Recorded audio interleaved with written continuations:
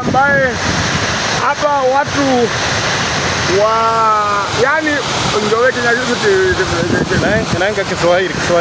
Kwa hiyo hapa tuna historia ya watu 4 wa kike ambao wamewahi kufa. Hapa hakuna mtu wa kiume ambaye amekufa. Isipokuwa alikuwepo mzee Dare na nilipo mimi naitwa Mustafa Banjira Mwakaniemba. Kwa jina lingine ilikuja hapa mani ndio Matumbuko. Lakini naitwa anafahamika kwa jina la Mustafa Banjira Mwakaniemba. Kuna mtu